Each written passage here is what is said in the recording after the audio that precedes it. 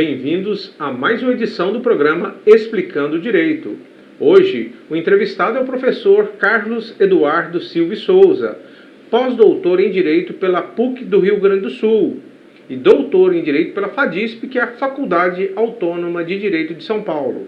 O professor Carlos Eduardo é associado na Faculdade de Direito da Universidade Federal de Mato Grosso, onde também é diretor da instituição. Nosso entrevistado também é titular da cadeira número 16 da Academia Mato Grossense de Direito. É membro do Conselho Editorial da revista Interface Direito e Sociedade, produzida pela ESMAGES, em parceria com a UFMT e com a UNEMAT. Seja bem-vindo, professor Carlos Eduardo. É um prazer e uma honra recebê-lo aqui. A honra é toda minha, muito feliz de estar aqui na ESMAGES, que é uma instituição parceira da Faculdade de Direito da UFMT. Hoje nosso tema é um tema sobre direito de família. Mas antes de adentrar nesse tema, seria bom nós falarmos sobre o projeto que visa alterar o Código Civil. Nós sabemos que a sociedade ela evolui mais rapidamente do que as leis. Mas o nosso legislador ele tem ficado atento a essas modificações. E uma comissão de juristas compostas pelos mais ilustres do direito civil da nossa sociedade está à frente desse projeto de reforma. Primeira pergunta, é necessária essa mudança? E quais os principais aspectos que o professor gostaria de destacar? Excelente observação, Dr. Peleja. A necessidade de se reformar e atualizar o Código Civil é bastante evidente. Isso porque nós temos a situação de que o Código Civil, pelo texto literal das normas, já não mais encontrava conformidade com muitas decisões proferidas, inclusive pelos tribunais superiores. Além do que a sociedade vai mudando, os tempos vão trazendo alterações nas mais diferentes relações e é preciso também, muito além de revisar, atualizar. Esse projeto, como o senhor bem disse, ele foi objeto de uma iniciativa no Senado Federal que reuniu ministros do Superior Tribunal de Justiça e também uma comissão de juristas que apresentou um texto de sugestão no Senado Federal, o qual foi objeto de apreciação e se tornou agora, mais recentemente, um projeto de lei. Essa iniciativa é bastante louvável, mas também tem sido objeto de críticas significativas. Isso porque o projeto acaba implicando numa reforma bastante significativa do Código Civil, e isso é importante dizer, doutor Peleja, porque nós levamos mais de quase 3 décadas para ter o Código Civil de 2002. E agora, em pouco mais de um ano, a gente teria uma mudança bastante significativa e carente, eventualmente, de uma discussão mais ampliada. Além disso, me parece também que o objetivo inicial do projeto de lei foi extrapolado, porque antes a ideia era eventualmente buscar a atualização do texto da norma com o que havia sido objeto de decisão pelos tribunais superiores. E agora o que nós temos inclusive, disposições que eventualmente sequer haviam sido contempladas também nesse contexto. Então, mas é uma reforma necessária, porque como a sociedade precisa observar e respeitar as leis, é preciso, obviamente, de uma adequação do texto normativo com as decisões judiciais. Quando do Código de 1916, houve uma discussão por cerca de 17 anos entre os elaboradores, passou pelo Legislativo, E esse código esteve em vigor de 1916 até 2002. O código de 2002, por sua vez, demorou cerca de 30 anos no Congresso Nacional para essas discussões, para esses debates. Houve uma mudança significativa porque, quando da feitura do Código 16, a maioria da sociedade era uma sociedade agrária, nós falávamos em poder familiar, o homem como chefe do casal. E o Código, ele atualizou essas situações, atualizou a lei, porque a sociedade já havia realizado esse progresso, mas muitas vezes esse progresso não tinha penetrado no seio dessa sociedade, nas relações entre os casais. Então foram 30 anos. Nós vivemos uma era de mudanças. O Código de Processo Civil, por exemplo, ele começou no projeto 166, em 2010, e foi aprovado em 2015. Nós tivemos a Lei de Recuperação Judicial. Essa lei recentemente foi objeto de mudanças também, se não me engano, em 2021. As leis estão mudando de uma forma constante e com um prazo de discussão para validação. Esse código, esse projeto de reforma do Código Civil, ele está em discussão com a sociedade, com os instrumentos de democratização, por exemplo, realização de audiências públicas, há essa previsão, e qual o prazo de aprovação e discussão que o senhor prevê? Uma excelente observação também neste ponto, Dr. Peleja, porque, na verdade, o texto inicialmente submetido à apreciação do Senado Federal, ele implica, na verdade, de uma sugestão, de um encaminhamento realizado por ilustres juristas bastante respeitados no campo do direito civil, que apresentam, então, um texto e possibilidades de alteração do Código Civil. E, como eu disse, recentemente é que ele se tornou projeto de lei. Eu acredito que agora, obviamente, o Congresso Nacional, conforme todo o processo legislativo, vai poder se aproveitar deste momento, inclusive ampliando a discussão, fazendo audiências públicas e outras formas de interação com a própria sociedade, com a comunidade acadêmica, com os juristas de uma forma geral, para discutir justamente a viabilidade dessa proposta e, eventualmente, fazer qualquer tipo de correção de rota que, eventualmente, seja necessário para que a gente tenha, obviamente, um Código Civil cada vez mais atual e adequado ao tempo que vivemos. Ok. Em relação, agora, especificamente ao direito de família, que é o mote da entrevista. Nós tivemos, em 2010, nós tivemos a emenda constitucional 66, e essa emenda constitucional alterou o artigo 226 da Constituição Federal. E quando dessa alteração, ele acabou com o divórcio indireto, aquele pelo qual ingressava com a separação judicial e, posteriormente, depois de um ano, havia conversão para divórcio. Na época, houve uma discussão se haveria ou não a audiência, a separação judicial. Porque na audiência de separação judicial havia, na ação de separação judicial, melhor dizendo, havia audiência de tentativa de reconciliação. Que, na verdade, era um reflexo da própria Igreja Católica. Outrora havia uma aliança com o Estado, tá? E ainda era um reflexo de o Estado tutelar a relação entre os casais. Tá? Então, naquela época, houve essa discussão no mundo jurídico, se havia ou não mais a necessidade da ação de separação judicial, ou se somente persistia o divórcio. Né? Haveria o interesse processual em se ajuizar a separação judicial? O Conselho Nacional de Justiça, à época, interveio, né? E chancelou, até de uma forma administrativa, né? Ele chancelou essa viabilidade no mundo jurídico. E, posteriormente, os magistrados continuaram a realizar a separação judicial previamente ao divórcio. Tá? E esse projeto, esse novo projeto, o que prevê para essas situações? De fato, há mudanças significativas e bastante importantes no livro de Direito de Família.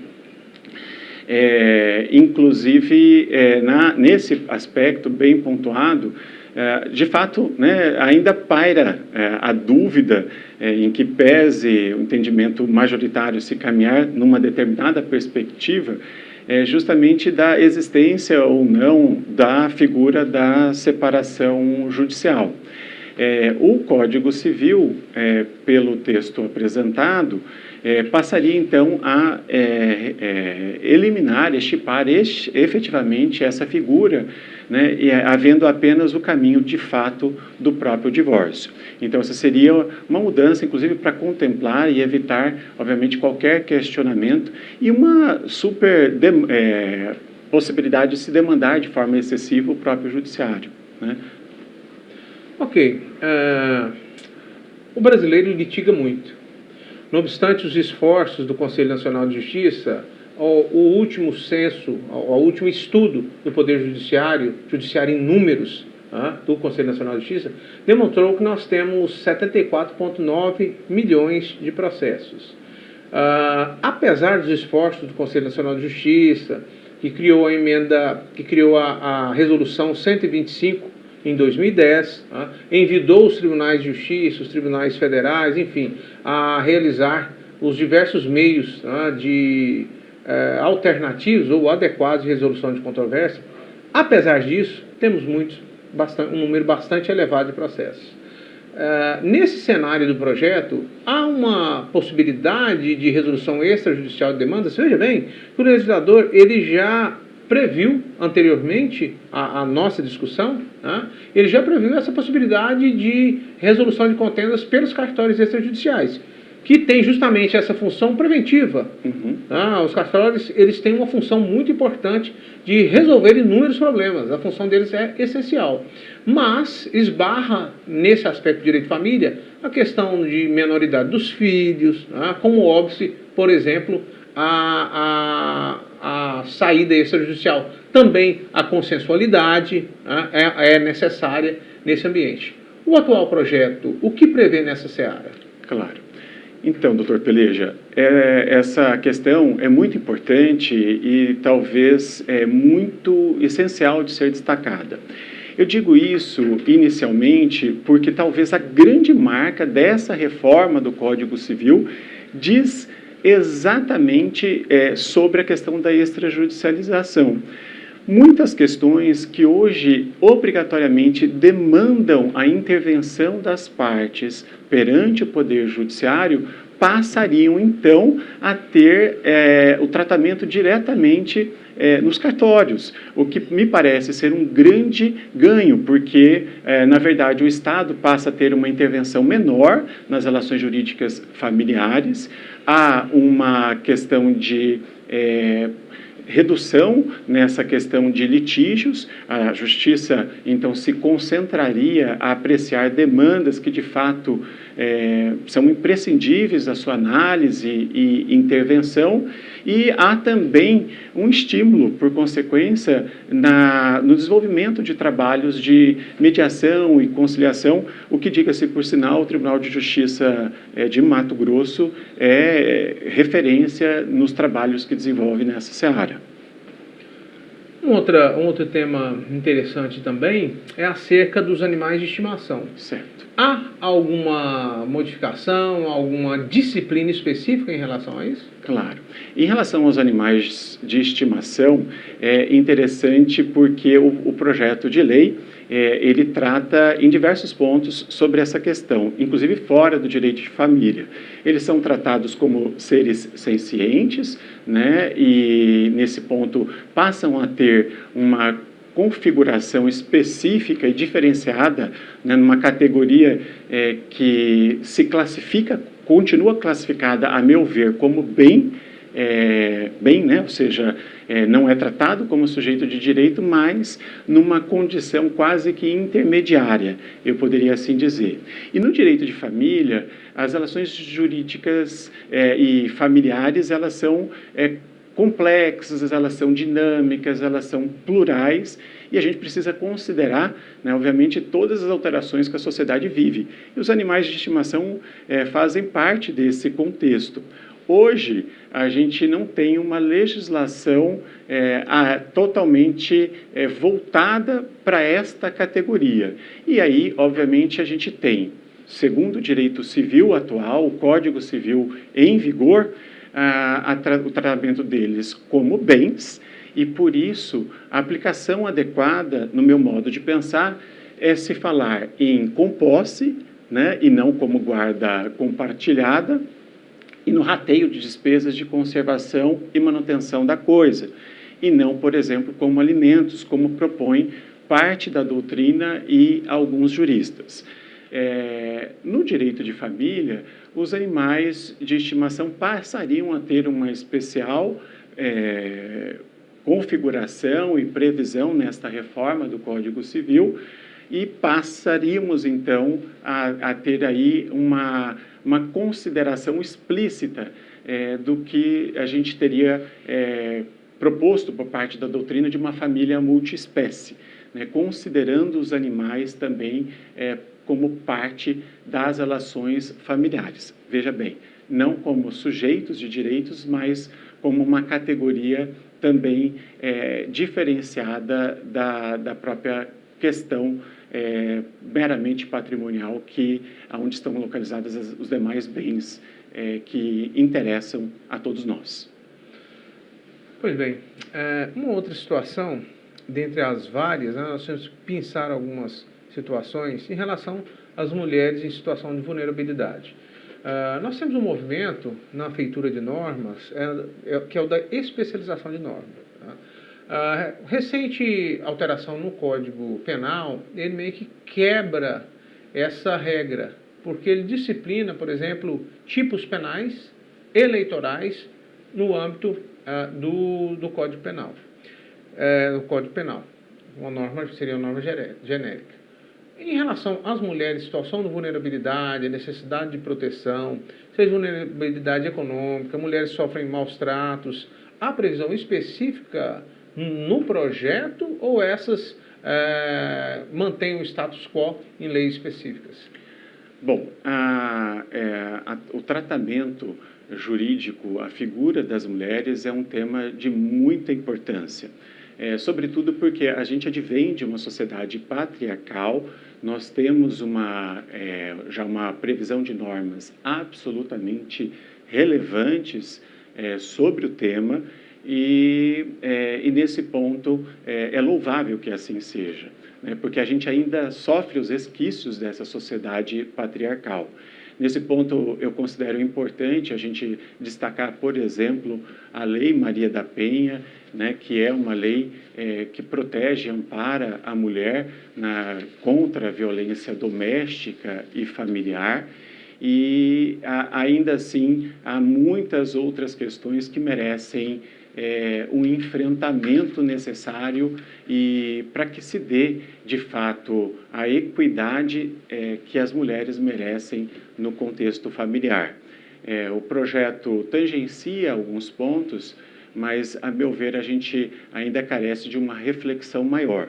E aí, talvez, tentando compreender o projeto de lei, me parece que, nesse ponto, ele é fiel ao seu propósito inicial de buscar a conformação do texto normativo às decisões já proferidas sobre o tema, proferidas e consolidadas sobre o tema.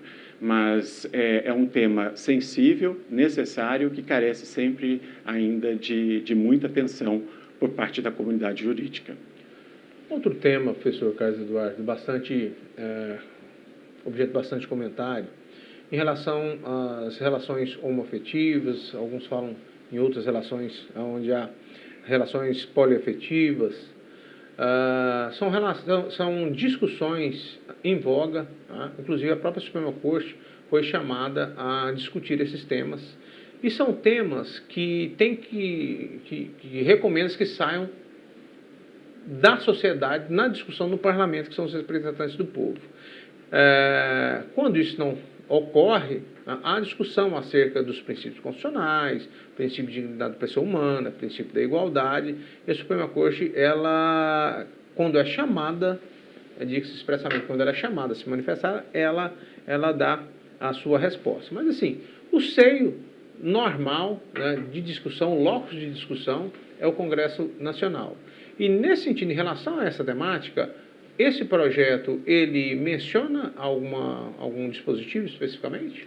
Claro, é importante observação também. Nesse ponto, é importante destacar a decisão do Supremo Tribunal Federal, porque já tratava sobre essa questão, né? Ou seja, já se permitiu a união estável para as relações homoafetivas e passamos também a ter, por iniciativa do Conselho Nacional de Justiça, a possibilidade também de estender a figura do casamento.